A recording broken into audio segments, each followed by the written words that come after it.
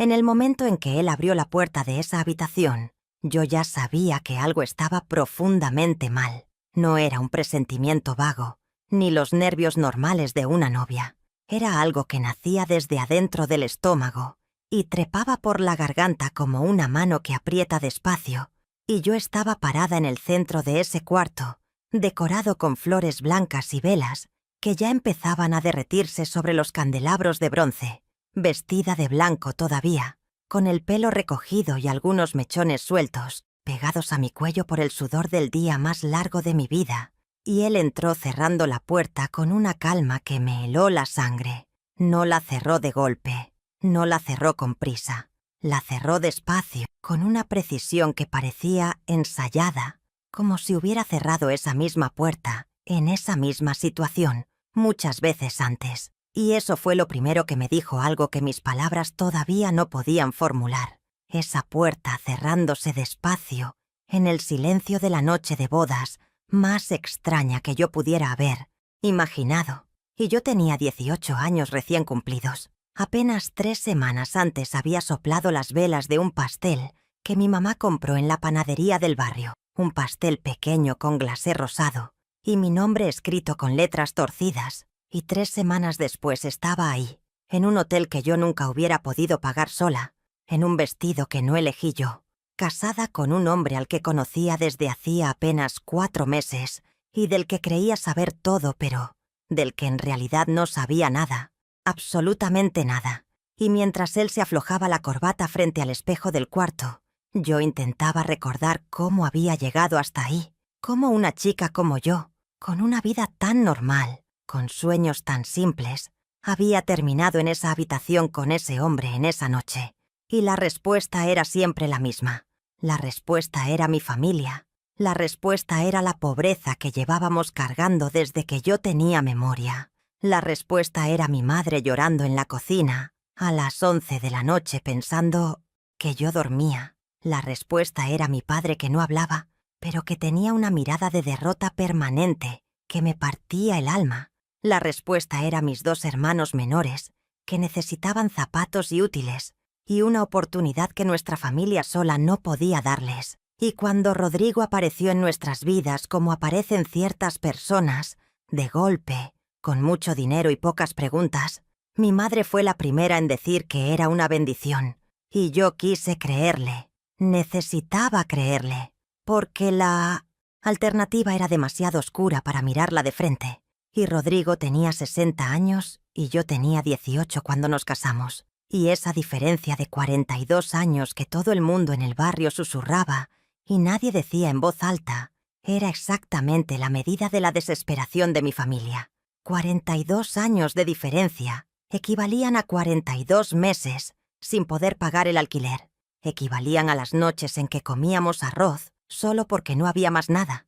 Equivalían a los zapatos rotos de mi hermano menor que iba a la escuela con una bolsa de plástico amarrada al pie cuando llovía, porque la suela ya no existía. Y yo lo sabía, yo entendía todo eso. Y por eso cuando mi madre me tomó las manos una noche y me miró con esos ojos que ya no tenían lágrimas porque se le habían acabado hacía tiempo, cuando me dijo que Rodrigo era un hombre bueno y que nos iba a ayudar y que yo iba a estar bien, yo no grité, no lloré. No me fui dando un portazo, me quedé quieta y asentí porque en ese momento sentí el peso de toda mi familia sobre mis hombros y entendí que no había otra salida, que mi cuerpo, mi juventud, mis 18 años eran la única moneda de cambio que teníamos, y eso me lo quedé guardado tan adentro que ni yo misma me atrevía a pensarlo con todas sus letras. Me decía que era un matrimonio normal. Me decía que muchas mujeres se casaban con hombres mayores. Me decía que el amor podía crecer con el tiempo. Me decía todas las mentiras que necesitaba decirme para poder caminar hacia ese altar sin que me temblaran las piernas demasiado. Y Rodrigo, por su parte, se había portado bien durante el noviazgo. Había sido amable. Había sido generoso. Le había mandado dinero a mi familia desde el primer mes. Había pagado los zapatos de mi hermano y los útiles del otro, y una deuda que mi padre tenía desde hacía 2 años con el dueño de la ferretería de la esquina, y con cada cosa que pagaba, Yo sentía que me iba quedando más atrapada, como si cada billete fuera un ladrillo en una pared que se construía alrededor de mí, sin que yo pudiera hacer nada para detenerlo. Y llegué al día de la boda sintiéndome completamente sola, aunque estaba rodeada de gente. Mi madre me peinó esa mañana con manos temblorosas y no me dijo nada importante. Solo me habló de cosas prácticas, de que no se me corriera el maquillaje, de que sonriera para las fotos, de que le agradeciera a la familia de Rodrigo que había pagado todo. Y yo la miraba por el espejo y quería preguntarle si ella realmente creía que yo iba a estar bien, si ella realmente dormía tranquila sabiendo lo que me estaba pasando. Pero no pregunté nada, porque tenía miedo de la respuesta. Tenía miedo de que me dijera que sí, que ella realmente creía que era lo mejor, y eso hubiera sido peor que cualquier otra cosa. La ceremonia fue en una iglesia grande que yo nunca había pisado. Una iglesia del lado rico de la ciudad a donde llegamos en un auto negro, con chofer que Rodrigo mandó a buscarme. Y yo bajé de ese auto con mi vestido blanco que pesaba demasiado, y mis zapatos de tacón que me apretaban, y caminé hacia la entrada de esa iglesia, sintiendo que caminaba hacia algo irreversible, que cada paso era una puerta que se cerraba detrás de mí. Y Rodrigo estaba al fondo del pasillo, esperándome con su traje gris oscuro, y su pelo completamente blanco, y su sonrisa de siempre, esa sonrisa que yo nunca había logrado descifrar del todo. Y cuando llegué a su lado, y él me tomó la mano, sentí sus dedos fríos sobre los míos, y pensé que era raro que tuviera los dedos tan fríos con el calor que hacía ese día. Y el sacerdote empezó a hablar, y yo repetí las palabras que me indicaron que repitiera, y firmé donde me dijeron que firmara. Y en algún momento de esa ceremonia, algo dentro de mí se apagó, como se apaga una vela cuando le caen unas gotas de agua encima, no de golpe, no con drama, sino despacio, con un silbido pequeño, y luego nada. Y salimos de la iglesia como marido y mujer, y la gente tiró arroz, y mi madre lloraba, y yo sonreía para las fotos, porque eso era lo que se suponía que debía hacer. Y en el banquete que siguió, yo comí poco, y bebí menos, y observé a Rodrigo moverse entre sus amigos con esa soltura que da el dinero, esa seguridad de quien nunca ha tenido que preocuparse por nada material. Y sus amigos eran todos hombres de su edad o mayores, hombres con relojes caros y mujeres jóvenes al lado. Y yo me di cuenta de que no era la única en esa situación, de que había otras en ese salón que estaban exactamente donde yo estaba, con la misma sonrisa aprendida y los mismos ojos que miraban sin ver. Y eso, en lugar de consolarme, me dio más miedo todavía, porque significaba que esto era algo que pasaba, algo que se repetía, algo que tenía un patrón que yo apenas estaba empezando a entender. Y cuando terminó el banquete y llegó el momento de irnos al hotel, yo abracé a mi madre, y ella me apretó fuerte y me susurró algo al oído, que yo no entendí bien, porque la música estaba alta todavía, pero creo que me dijo que me cuidara, o quizás me dijo que lo cuidara a él, nunca estuve segura, y subí al auto negro con Rodrigo, y el chofer nos llevó al hotel en silencio.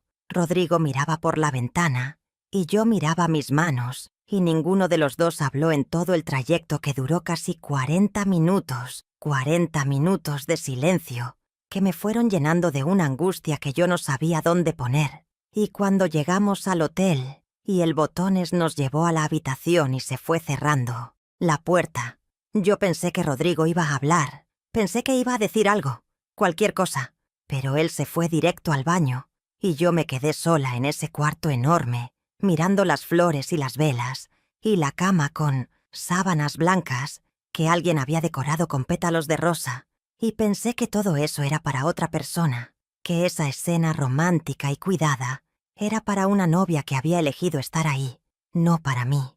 Y cuando Rodrigo salió del baño, fue entonces que entró con esa calma que me heló la sangre, y cerró la puerta despacio, y me miró de una manera que yo no había visto nunca en él durante los 4 meses de noviazgo. Una mirada que no tenía nada de la amabilidad que había mostrado siempre, una mirada que era otra cosa completamente, y yo no supe qué hacer con esa mirada Entonces me quedé quieta como cuando uno ve algo peligroso y el cuerpo decide que lo mejor es no moverse, y él se acercó al minibar y sacó una botella y se sirvió un vaso sin ofrecerme nada y se lo tomó de un trago y se volvió a servir. Y fue en ese momento que sonó su teléfono. Un teléfono que yo nunca le había visto. No era el que usaba siempre, era otro teléfono, más pequeño, de un color oscuro, que sacó del bolsillo interior del saco y miró la pantalla, y algo cambió en su cara. Algo que duró apenas un segundo, pero que yo vi porque lo estaba mirando fijamente.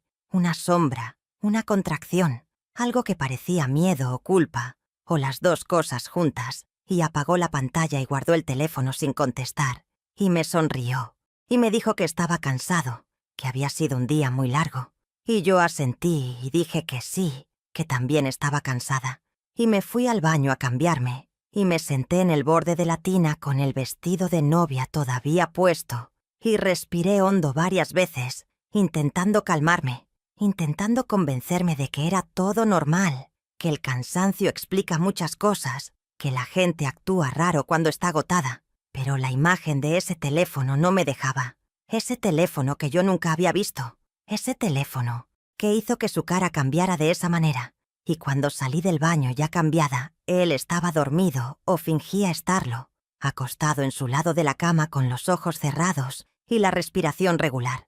Y yo me metí bajo las sábanas despacio sin hacer ruido, y me quedé mirando el techo con los ojos muy abiertos, escuchando el sonido del aire acondicionado y el ruido lejano de la ciudad. Y pensé que si esto era el matrimonio, entonces yo había cometido el error más grande de mi vida. Pero también pensé que ya no había vuelta atrás, que mi familia dependía de esto, que mis hermanos tenían zapatos nuevos gracias a esto. Y apagué la luz de mi lado, y cerré los ojos, y traté de dormir sin conseguirlo. Y así pasé mi noche de bodas, sin dormir, mirando la oscuridad, escuchando respirar a un hombre que era mi esposo, y al que sentía completamente extraño. Y en algún momento antes del amanecer, escuché que el otro teléfono vibraba sobre la mesa de noche del lado de él. Vibraba y vibraba. Y Rodrigo se movió. Y lo tomó y se levantó de la cama y fue al baño. Y cerró la puerta. Y yo me quedé quieta haciéndome la dormida con el corazón golpeándome el pecho. Y escuché su voz al otro lado de la puerta. Baja, casi un susurro, hablando con alguien a las 3 de la mañana de nuestra noche de bodas. Y no pude entender las palabras, pero el tono era de alguien que está asustado, o enojado, o las dos cosas. Y cuando volvió a la cama, yo seguía haciéndome la dormida, y él se quedó quieto, pero yo sabía que él tampoco dormía porque su respiración no era la de alguien que duerme, y así amanecimos los dos, fingiendo. Y esa fue la primera lección que me dio ese matrimonio, que íbamos a ser dos personas muy buenas, fingiendo delante del otro. Y los días que siguieron confirmaron esa sensación de maneras que yo no esperaba, porque Rodrigo en casa era diferente al Rodrigo del noviazgo. No era malo, no me gritaba, no me golpeaba, pero había algo en él que era como una pared de vidrio. Podías ver a través, pero no podías tocar. Y había momentos en que yo intentaba hablar con él de cosas reales, de cómo me sentía, de qué pensaba sobre nuestra vida juntos. Y él escuchaba con esa amabilidad distante que tienen las personas que están pensando en otra cosa, y cambiaba el tema o miraba el teléfono que yo ya sabía que existía aunque nunca lo había vuelto a ver después de esa noche. Y la casa en la que vivíamos era grande y cara, y yo me sentía pequeña en ella. Una casa con 4 habitaciones, y 2 pisos y un jardín, y personal de servicio que trabajaba de lunes a viernes, una empleada que cocinaba y limpiaba, y que desde el primer día me miró con una mezcla de lástima y curiosidad que me incomodaba, y yo pasaba los días sin saber muy bien qué hacer con mi tiempo, porque Rodrigo salía temprano y volvía tarde, y a veces no volvía, y me mandaba un mensaje diciéndome que tenía trabajo, y yo me quedaba sola en esa casa grande mirando las paredes y pensando en mi familia, y salía a veces a visitarlos, y veía los zapatos nuevos de mis hermanos y la cara más tranquila de mi madre, y me decía que todo tenía un sentido aunque yo no pudiera sentirlo todavía. Y fue en una de esas visitas a mi familia, unas 3 semanas después de la boda, cuando mi madre me preguntó cómo estaba, y yo le dije que bien, y ella me miró con esos ojos que me conocen desde siempre, y me dijo que le contara la verdad, y yo abrí la boca para decir que sí, que todo estaba bien, pero en cambio, me salió un llanto que me agarró por sorpresa, un llanto que venía de muy adentro y que me sacudió entera, y mi madre me abrazó, y yo lloré en su hombro sin poder decirle exactamente qué era lo que me dolía porque no lo sabía con precisión. No había un hecho concreto que pudiera señalar. No había golpes, ni insultos, ni nada que tuviera nombre claro. Solo esa sensación de estar viviendo una vida que no era mía, dentro de una casa que no era mía, al lado de un hombre que no me veía realmente. Y mi madre me acarició el pelo y me dijo que era normal, que al principio cuesta adaptarse, que con el tiempo iban a estar mejor. Y yo la escuché y dejé de llorar y me limpié la cara y volví a la casa grande y seguí con mi rutina de mujer sola en un matrimonio que apenas tenía un mes. Y fue esa misma semana cuando encontré la primera carta. No la estaba buscando. Estaba ordenando el estudio de Rodrigo porque la empleada no entraba ahí y se había acumulado polvo sobre los papeles del escritorio. Y entre carpetas y documentos que no entendí, vi un sobre blanco sin remitente con la letra de una mujer. Lo supe por la forma de las letras, redondas, inclinadas hacia la derecha, y me quedé mirando ese sobre con el corazón acelerado, y lo tomé con 2 dedos, como si fuera algo que pudiera quemarme, y lo abrí, y adentro había una carta de 2 páginas escritas a mano, donde una mujer le decía a Rodrigo que lo amaba, que no podía seguir esperando, que el matrimonio había sido un error, y que él lo sabía, que tenían que hablar, que había cosas que yo, la nueva esposa, no sabía, y que tenía derecho a saber.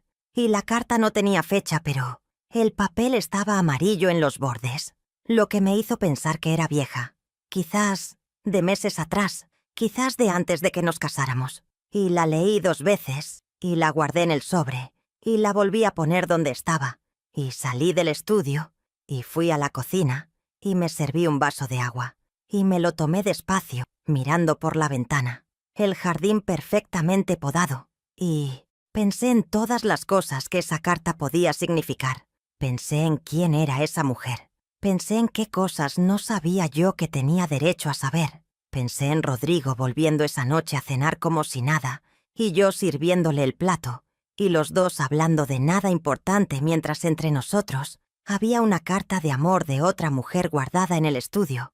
Y cuando Rodrigo llegó esa noche, yo lo observé con otros ojos. Lo observé buscando algo que antes no había buscado, y lo vi diferente. Lo vi como alguien que guarda cosas, que tiene una vida paralela, que es más de lo que muestra, y él no notó que yo lo miraba distinto. O si lo notó, no dijo nada. Y cenamos en silencio como casi siempre.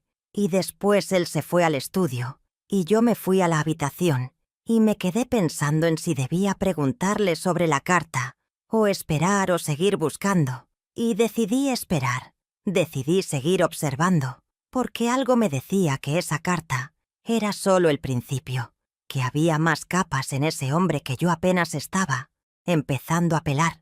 Y tenía razón, porque 2 semanas después de encontrar la carta, sucedió algo que cambió todo completamente y me demostró que lo que yo creía que era mi problema era en realidad algo mucho más grande y mucho más peligroso de lo que jamás hubiera podido imaginar. Fue un martes por la tarde cuando llegó a la puerta de la casa una mujer que yo nunca había visto. Una mujer de unos 40 años, bien vestida, con el pelo oscuro recogido y una expresión en la cara que no era de visita amable. Era de alguien que viene a decir algo que lleva tiempo callando. Y la empleada me avisó que había una señora preguntando por mí, específicamente. No por Rodrigo, por mí.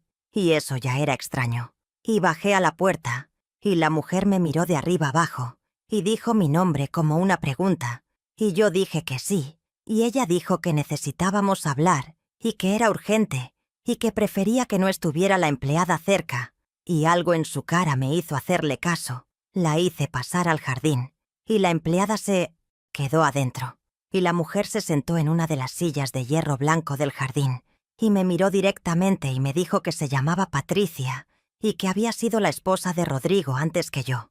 No la novia, la esposa, casada durante 12 años, y que se habían divorciado hacía 2 años, pero que el divorcio no había sido de mutuo acuerdo, que Rodrigo la había abandonado después de que ella descubrió cosas sobre él que habían destrozado todo lo que ella creía que era su vida. Y yo la escuché sin interrumpirla, sintiendo que el jardín se achicaba alrededor de mí, sintiendo que el aire se volvía más espeso. Y Patricia me dijo que Rodrigo tenía una manera de elegir a sus esposas, siempre jóvenes, siempre de familias con problemas económicos, siempre en situaciones donde el dinero era la única salida visible, y que eso no era casualidad, que era un método, que era algo que él hacía conscientemente, porque necesitaba mujeres que dependieran de él económicamente para tener control total sobre ellas. Y me dijo que ella había sido igual que yo cuando lo conoció, joven, pobre, agradecida, y que durante los primeros años del matrimonio todo había sido aparentemente bien, pero que con el tiempo fue descubriendo cosas, primero pequeñas, luego más grandes, hasta que descubrió algo que ella no podía contarme todavía, porque necesitaba estar segura de que yo estaba preparada para escucharlo.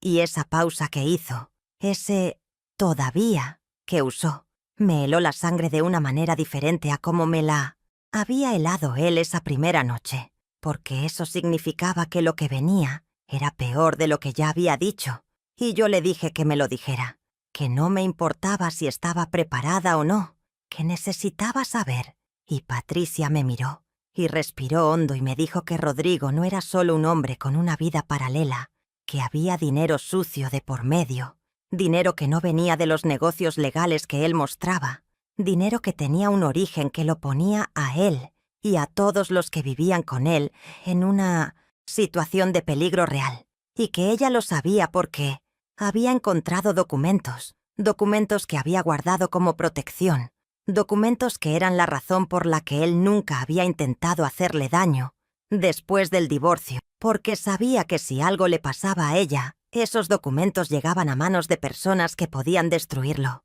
Y yo escuché todo eso, sentada en ese jardín con el sol cayendo y los pájaros haciendo ruido en los árboles, y pensé que esto no podía ser real, que yo era una chica de 18 años de un barrio pobre, que lo único que quería era que sus hermanos pudieran comer bien y ir a la escuela con zapatos enteros, que yo no había firmado para nada de esto, que nadie me había dicho que detrás del hombre rico que iba a salvar a mi familia había todo esto.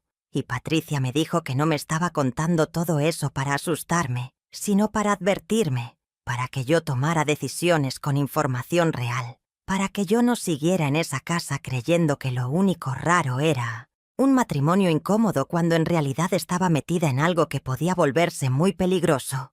Y antes de irse me dio un número de teléfono y me dijo que lo guardara en un lugar donde Rodrigo no pudiera encontrarlo y que la llamara cuando estuviera lista. Y se fue por la misma puerta por donde había entrado, y yo me quedé sola en el jardín hasta que se hizo de noche sin poder moverme, sentada en esa silla de hierro blanco, mientras el cielo se ponía naranja, y luego rosado, y luego oscuro, procesando todo lo que acababa de escuchar y tratando de decidir qué hacer con ello. Y cuando Rodrigo llegó esa noche, yo estaba en la cocina haciendo como que preparaba algo de cenar, y él entró y me saludó con un beso en la mejilla como siempre, y no notó nada, o no quiso notar nada, y yo lo miré mientras él se servía agua del filtro, y pensé en que ese hombre que estaba parado a 2 metros de mí en esa cocina, era alguien que yo no conocía en absoluto, que los 4 meses de noviazgo habían sido una actuación perfecta, que la amabilidad y la generosidad habían sido herramientas, inversiones calculadas, y que yo había caído en eso no por ingenua, sino porque no había tenido alternativa, porque cuando la pobreza es tan profunda y tan constante, el juicio se nubla y cualquier salida parece buena, y esa noche no dormí nada. Me quedé mirando el techo pensando en mis hermanos y en mis padres y en el dinero que Rodrigo les mandaba todos los meses y en qué pasaría si yo hacía algo, si yo me iba, si yo hablaba. Y la respuesta a todas esas preguntas me llenaba de un miedo que no era solo por mí sino por ellos. Porque si Rodrigo era lo que Patricia decía que era, entonces mi familia, que dependía de su dinero, estaba también en una posición vulnerable. Y yo era la que los había puesto ahí. Yo era la que había firmado ese contrato sin leer la letra chica. Y esa culpa se sumó al miedo. Y los dos juntos me aplastaron esa noche, de una manera que yo no tenía palabras para describir. Y los días siguientes los pasé observando a Rodrigo con una atención que antes no tenía, buscando las señales que Patricia me había dicho que existían. Y las fui encontrando, pequeñas al principio.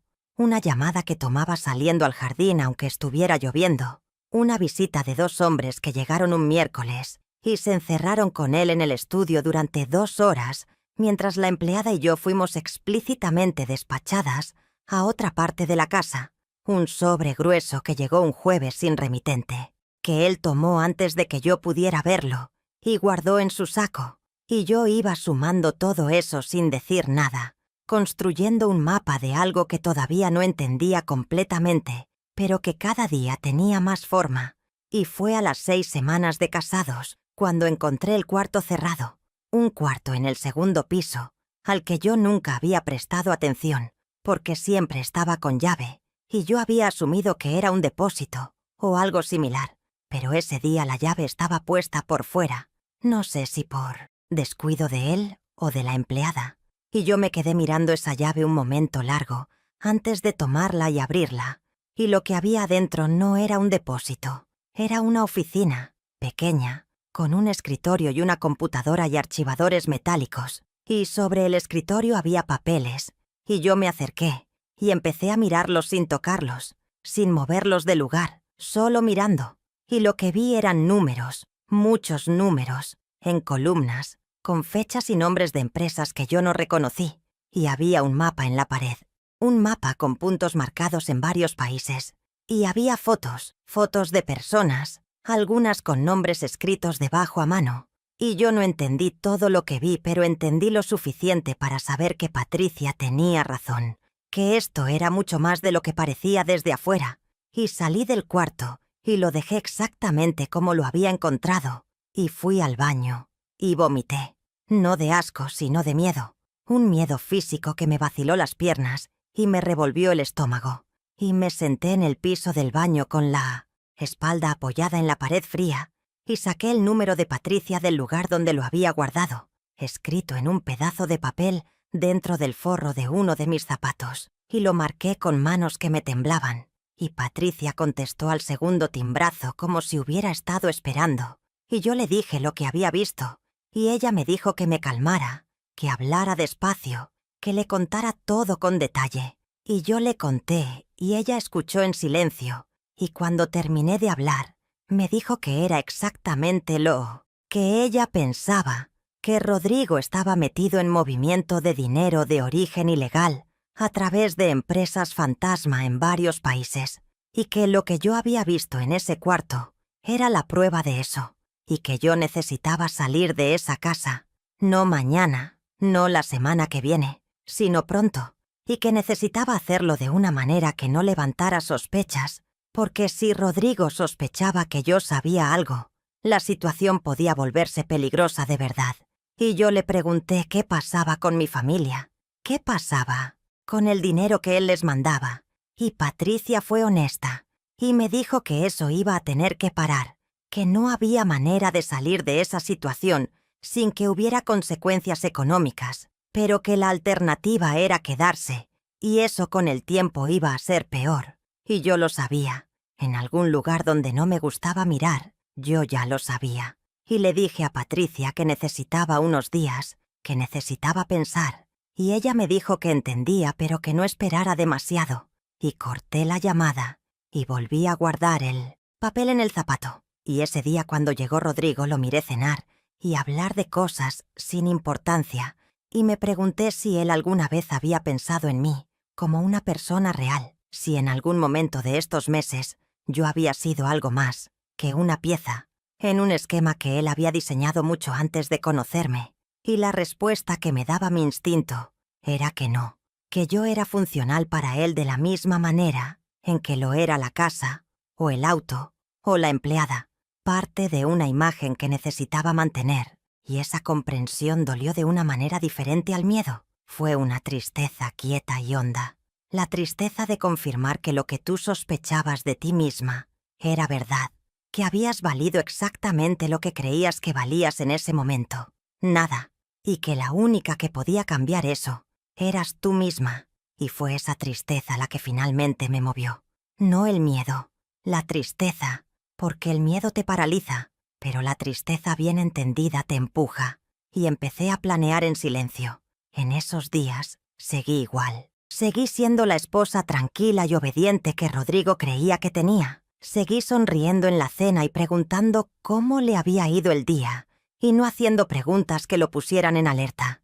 Y mientras tanto fui juntando cosas, fui sacando poco a poco ropa mía y documentos míos, y los fui llevando a la casa de mis padres en bolsas pequeñas durante mis visitas normales. Y hablé con Patricia 2 veces más, y ella me fue explicando qué tenía que hacer y con quién tenía que hablar. Y llegó el día que yo había decidido que iba a ser el último en esa casa, y me levanté como siempre, y desayuné como siempre, y esperé a que Rodrigo se fuera, y cuando el auto negro dobló la esquina y desapareció, yo llamé a un taxi, y esperé en la puerta con la única bolsa que me quedaba, y cuando llegó el taxi, subí y le di la dirección, y mientras el taxi avanzaba por las calles, yo miré por la ventana la ciudad pasando, y no lloré. Pensé que iba a llorar, pero no lloré. Sentí algo más parecido al alivio que al dolor, un alivio agotado. El alivio de quien ha estado cargando algo muy pesado, mucho tiempo, y por fin puede soltarlo, aunque lo que quede después sea incertidumbre. Y llegué a la casa de mis padres y mi madre abrió la puerta y me miró, y supo de inmediato. No necesité decir nada. Ella supo, y me hizo pasar, y se sentó conmigo en la cocina, y esta vez fui yo la que le tomé las manos a ella, y le expliqué todo, todo lo que sabía, todo lo que había descubierto, todo lo que Patricia me había dicho, y mi madre escuchó, y cuando terminé estaba pálida, y le temblaba el mentón, y me dijo que lo sentía mucho, que ella no había sabido, que si hubiera sabido nunca hubiera. Y yo le dije que la creía, que no la culpaba, que la pobreza hace cosas con las personas que no se pueden juzgar desde afuera, y eso también era verdad, porque yo había visto lo que la pobreza nos había hecho a todos. Había visto a mi madre envejecer 10 años en 2 de tanto preocuparse. Había visto a mi padre reducirse como una persona que se va borrando de a poco. Había visto a mis hermanos aprender demasiado pronto que el mundo no era un lugar justo. Y todo eso me dolía más que lo que me había pasado a mí. Y le dije a mi madre que íbamos a estar bien, que iba a encontrar la manera de que estuviéramos bien sin depender de ese hombre. Y no sé si lo creía del todo en ese momento, pero lo dije con suficiente convicción, como para que ella asintiera y respirara y soltara un poco de lo que estaba cargando. Y los días que siguieron fueron caóticos, de maneras que yo no voy a detallar todas, porque algunas todavía me pesan demasiado. Rodrigo llamó varias veces, y yo no contesté, y después paró de llamar, lo cual me dijo algo sobre él, que confirmó todo lo que Patricia me había dicho. Un hombre que realmente te quiere no para de llamar tan fácil. Un hombre que te ve como una pieza reemplazable acepta la pérdida con una eficiencia que duele más que el abandono. Y hubo consecuencias económicas como Patricia había advertido. El dinero que mandaba a mi familia paró de golpe. Y hubo un periodo muy difícil donde tuvimos que ajustarnos a vivir con lo que teníamos de nuevo, que era poco, pero yo encontré trabajo, un trabajo pequeño al principio, de medio tiempo en una tienda de ropa donde la dueña era una mujer de 50 años, que me miró a los ojos el día de la entrevista y me dijo que le parecía que yo era una persona que había aprendido cosas difíciles en poco tiempo y que eso a ella le decía más que cualquier currículum. Y yo le agradecí y empecé al día siguiente. Y con el tiempo conseguí otro trabajo, y luego estudié de noche, y luego pasaron cosas que son demasiado largas para contarlas todas aquí, pero que fueron construyendo una vida que era mía, completamente mía, sin que nadie me la comprara ni me la impusiera ni me la diera a cambio de nada. Y sé que hay personas que cuando escuchan esta historia piensan que fui una tonta, que cómo no vi lo que era evidente, y a esas personas les digo que la desesperación no te hace tonta, sino que te hace vulnerable, y que la vulnerabilidad es humana, y que nadie que no haya estado donde yo estuve puede juzgar las decisiones que se toman desde ahí. Y sé que hay otras personas que escuchan esta historia y se reconocen en ella, que reconocen la cocina con el llanto de la madre, y los zapatos rotos, y el hombre con dinero que aparece como una solución. Y a esas personas les digo que lo que yo aprendí con mucho dolor es que no existe una solución que venga desde afuera y que te pida a cambio algo que no quieres dar, que eso no es una solución sino una trampa con otra forma, y que el camino de salida de la pobreza que depende de vender algo de ti misma es un camino que siempre termina cobrándote más de lo que crees que cuesta al principio. Y no digo esto desde la comodidad, sino desde el mismo lugar donde estaba cuando tenía 18 años y no veía otra salida. Lo digo desde el otro lado de esa experiencia, con todo lo que dolió y todo lo que aprendí y todo lo que me costó llegar a un lugar donde puedo mirar para atrás sin que me aplaste lo que veo. Y si hay algo que quisiera que te quedaras de todo esto, es que los instintos no mienten, que esa sensación en el estómago que yo tuve esa primera noche en ese cuarto de hotel era real y era mía, y me estaba diciendo la verdad, y que aprender a escuchar esa voz adentro, esa voz que sabe antes de que sepas, es quizás lo más importante que puedes hacer por ti misma, sin importar en qué situación estés, porque esa voz no te va a pedir nada a cambio. Esa voz es tuya, completamente, y nadie te la puede comprar ni quitar ni apagar aunque lo intenten. Y la mía finalmente, después de todo, me salvó. Y la mía finalmente, después de todo, me salvó.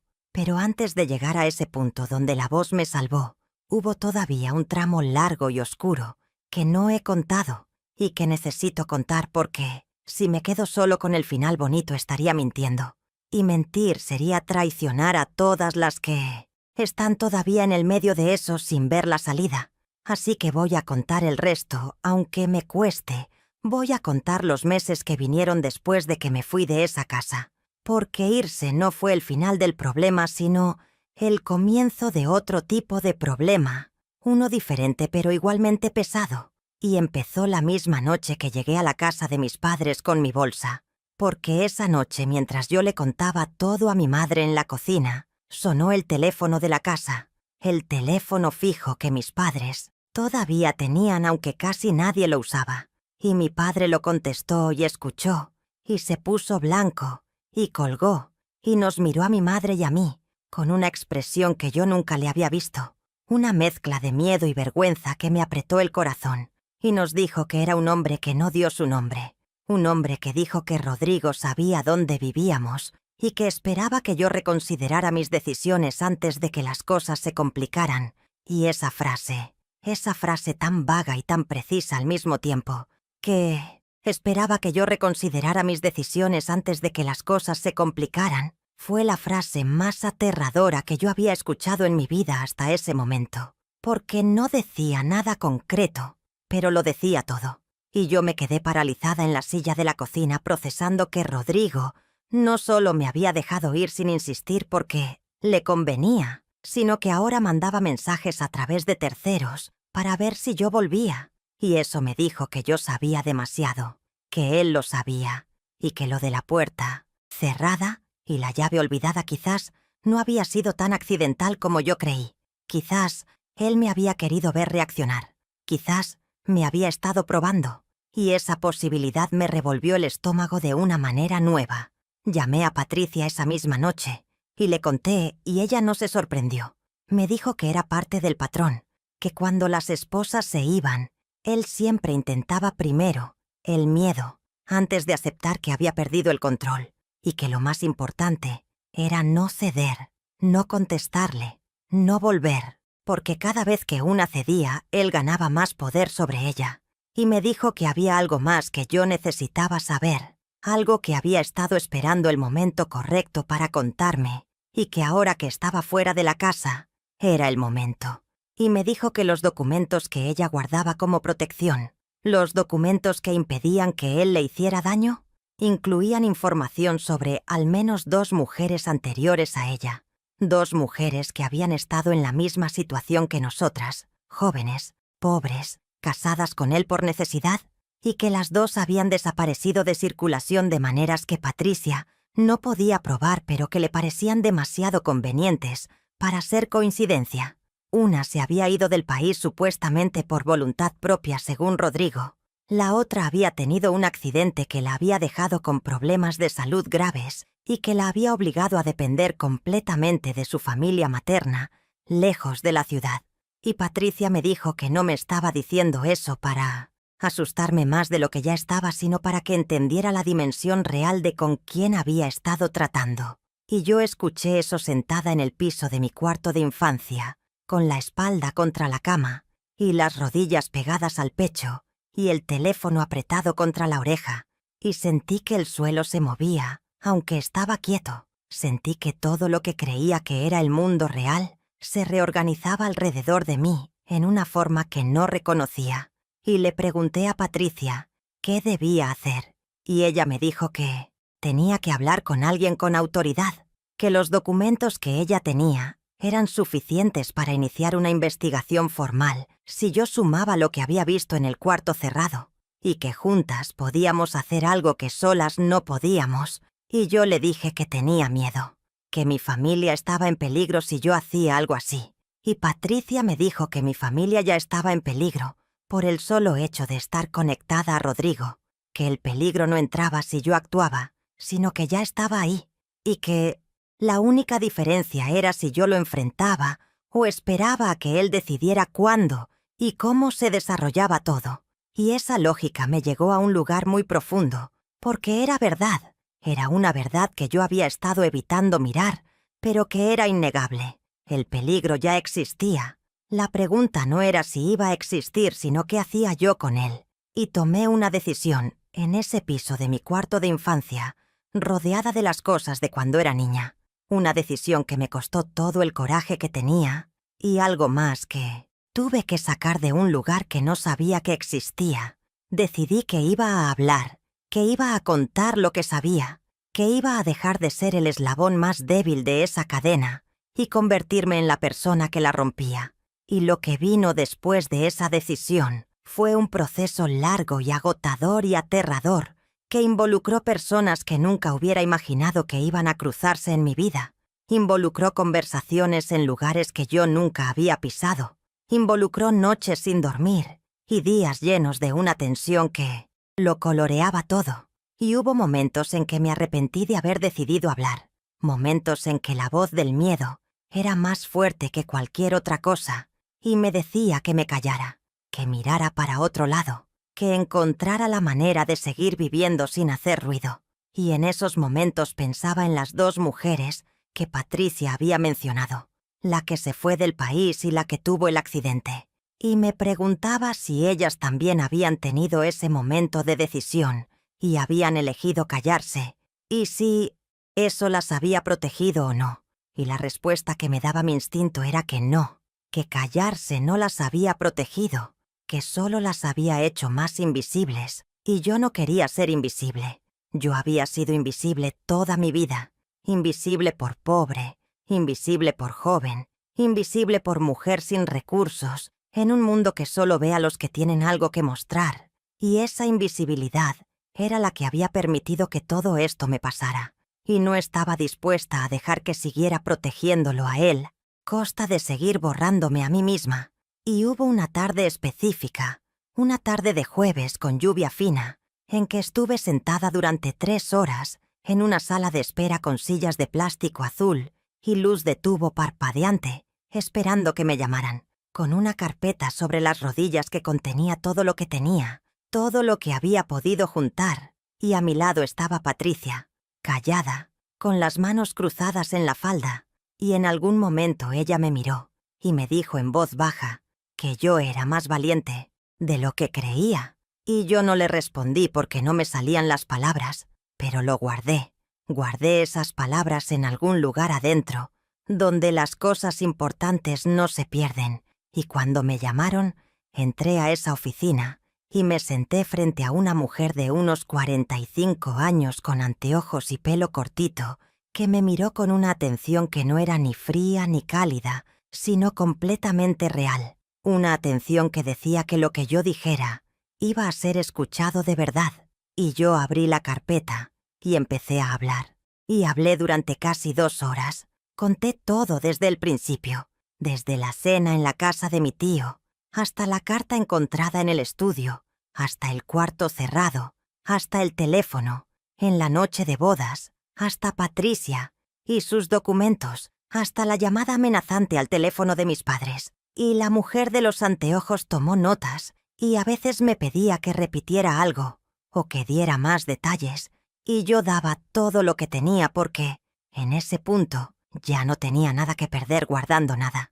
Y cuando terminé de hablar, la mujer de los anteojos me miró por encima de los anteojos y me dijo que lo que yo había traído era importante, que no podía decirme todavía a dónde iba a llegar todo eso, pero que era importante. Y yo asentí y me levanté y salí de esa oficina. Y en el pasillo Patricia me estaba esperando y me miró con una pregunta en los ojos, y yo le dije que había contado todo, y ella cerró los ojos un segundo y los abrió y me dijo: bien, solo bien. Y ese bien me alcanzó. Ese bien, sencillo y sin adornos, me alcanzó completamente. Y los meses que siguieron fueron extraños de una manera que es difícil de describir, porque por afuera mi vida seguía siendo pequeña y complicada y llena de preocupaciones concretas. El trabajo en la tienda de ropa, los gastos de la casa de mis padres, que ahora dependían también de lo poco que yo ganaba, las noches estudiando con los ojos que se me cerraban de cansancio. Pero por adentro había algo que había cambiado de forma permanente, algo que tenía que ver con saber quién era yo y de lo que era capaz cuando no me quedaba otra opción. Y eso no me hacía sentir poderosa de una manera grandiosa, sino de una manera quieta y sólida, como el suelo bajo los pies, después de haber caminado mucho tiempo sobre algo inestable. Y un día recibí una llamada de un número que no reconocí, y era la mujer de los anteojos que me decía que las cosas habían avanzado, que no me podía dar detalles, pero que mi información había sido útil, y que por el momento yo podía estar tranquila. Y colgué y me senté en el banco de la parada del colectivo donde estaba esperando, y respiré el aire de la tarde, y pensé en el camino raro y doloroso que me había traído hasta ese banco. Pensé en la chica de 17 años que había ido a aquella cena sin saber lo que le esperaba. Pensé en la chica de 18 que había caminado hacia ese altar con los zapatos apretados y el corazón frío. Pensé en todas las versiones de mí misma que habían existido en ese año que había cambiado todo, y las miré con algo que no era orgullo exactamente, pero que se le parecía, una especie de reconocimiento, como cuando ves a alguien que conoces en un lugar inesperado y le dices: ese soy yo, ahí estuve, eso viví, y no me mato. Y en algún momento de ese año también pasó algo con mi familia que necesito contar, porque es parte de la historia, y no puedo dejarla afuera. Mi padre, que nunca hablaba, empezó a hablar. No mucho, no de golpe, sino de a poco, como alguien que recupera un músculo que no había usado en mucho tiempo. Y un domingo me llamó aparte después del almuerzo, y nos sentamos en el patio de atrás, donde él tenía unas plantas que cuidaba en silencio desde siempre, y me dijo que se arrepentía, que había dejado que pasara porque estaba asustado y agotado, y porque en ese momento le pareció que no había otra salida, pero que eso no lo justificaba. Y yo lo escuché, y vi a mi padre por primera vez como un hombre que había cometido un error, y no como el padre que debería haber sido, perfecto. Y verlo así, humano, y equivocado, y arrepentido, me lo acercó de una manera que no esperaba, y le dije que lo entendía, que no lo perdonaba todavía del todo porque hay cosas que necesitan tiempo para perdonarse de verdad, pero que lo entendía. Y él asintió y se quedó mirando sus plantas, y yo me quedé a su lado un rato, en silencio, y fue uno de los momentos más honestos que habíamos tenido los dos en toda nuestra vida. Y con mi madre fue diferente. Con mi madre el proceso fue más largo y más complicado porque ella había sido la más activa en convencerme, la que había puesto en palabras lo que mi padre solo dejaba hacer. Y entre nosotras hubo meses de una tensión que ninguna de las dos nombraba, pero que estaba ahí en cada conversación. Una tensión que era la forma que tenía el dolor de existir entre personas que se quieren y que no saben todavía cómo hablar de lo que se hicieron. Y hubo una noche en que las dos estábamos en la cocina, lavando los platos en silencio, y mi madre soltó el plato que tenía en la mano en la pileta y se apoyó en el borde y se puso a llorar sin hacer ruido. Ese llanto apretado que hacen las personas que llevan mucho tiempo sin llorar de verdad. Y yo apagué el agua y me paré a su lado y la abracé y ella se dejó abrazar y lloró un buen rato y cuando terminó me miró con los ojos rojos y me dijo que ella también había tenido 18 años una vez, que ella también había sido una chica pobre con pocas opciones, que ella sabía lo que era eso y que precisamente por eso había creído que estaba haciendo lo mejor para mí, que esa era la lógica que la había guiado, protegerme de la manera en que ella hubiera querido que la protegieran a ella. Y yo entendí eso. Lo entendí de una manera que dolió diferente al enojo. Lo entendí como una de esas verdades tristes que existen en las familias donde la pobreza pasa de generación en generación, junto con las estrategias de sobrevivencia, que a veces son sabias y a veces son errores, enormes disfrazados de protección. Y la abracé otra vez y le dije que la quería y que íbamos a estar bien. Y esa vez sí lo creía del todo. Y con mis hermanos la historia fue más simple porque ellos eran chicos, y los chicos tienen una capacidad de adaptación que los adultos perdemos con el tiempo. Volvieron a tener zapatos más modestos y se quejaron un poco, y luego siguieron siendo chicos. Y eso me alegró de una manera que no esperaba. Me alegró su capacidad de seguir siendo chicos, a pesar de todo. Y fui encontrando en esa vida pequeña y reconstruida momentos de algo que no sabía bien cómo llamar. No era felicidad exactamente porque la felicidad implica una ligereza que yo todavía no tenía. Era más bien una satisfacción sólida, la satisfacción de ganar dinero propio, aunque fuera poco, de pagar una cuenta con mi propio sueldo, de estudiar algo que yo había elegido, de tomar decisiones sobre mi propia vida sin que nadie me las dictara. Y esa satisfacción fue creciendo despacio como crecen las plantas que mi padre cuidaba en el patio, sin apuro y sin espectáculo, pero de manera constante. Y un día me di cuenta de que había pasado toda una semana sin pensar en Rodrigo, sin pensar en esa casa, sin despertar a las 3 de la mañana con el corazón acelerado. Y ese día pensé que quizás eso era lo que se sentía cuando una cosa que te pasó empieza a convertirse en algo que te pasó en lugar de algo que te está pasando. Ese cambio de tiempo verbal, que es en realidad un cambio de lugar en la vida.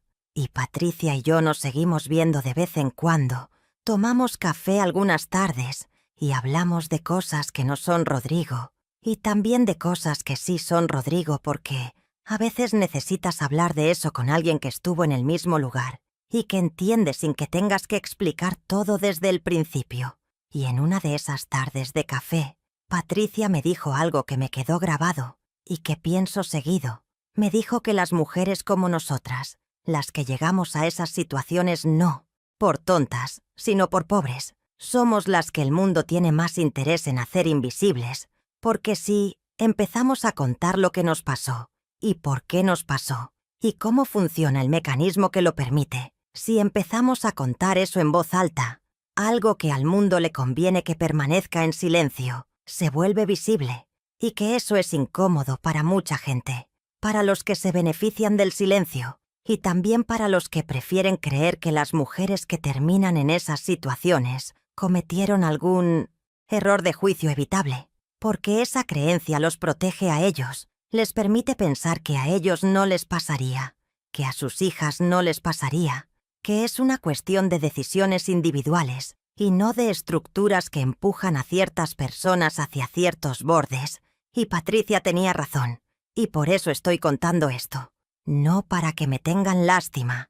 La lástima no me sirve de nada y nunca me sirvió, sino para que si hay alguien escuchando esto que está en ese borde, que está mirando una salida, que le están ofreciendo y que siente en el estómago que algo no está bien, pero que la necesidad es más fuerte que el instinto, para que esa persona sepa que el instinto tiene razón, que la necesidad es real, pero que hay que buscar la salida por otro lado, aunque ese otro lado sea más largo y más difícil y más incierto, porque la salida que te compran siempre tiene un precio que no te dicen al principio y que terminás pagando con partes de vos misma que no tenías intención de pagar. Y sé que esto, que digo, es fácil de decir desde acá y muy difícil de aplicar desde allá, desde la cocina con la madre llorando y los zapatos rotos del hermano y la deuda que no para de crecer. Lo sé porque yo estuve exactamente ahí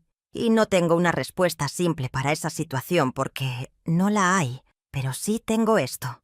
Tengo el hecho de que yo estuve ahí y que encontré una salida que no me destruyó, aunque por momentos pensé que lo iban a hacer, y que esa salida no me la dio nadie sino que la fui construyendo. Yo con lo que tenía, que era poco, pero que resultó ser suficiente. Y si yo pude, vos también podés. No de la misma manera, no por el mismo camino, pero podés. Y si alguna vez sentiste algo parecido a lo que yo conté, si alguna vez reconociste en esta historia algo que es tuyo también, escribílo en los comentarios. No porque yo tenga las respuestas, sino porque a veces nombrar las cosas es el primer paso para que dejen de tener tanto poder sobre vos. Y porque saber que no estás sola en algo no lo arregla, pero lo hace menos pesado. Y lo menos pesado a veces es lo que te permite dar el siguiente paso. Y el siguiente paso es el que importa. Siempre el siguiente paso. Uno solo, el que sigue, y después el que sigue de ese. Y así, despacio, sin apuro, como las plantas de mi padre en el patio que nadie apura y que igual crecen.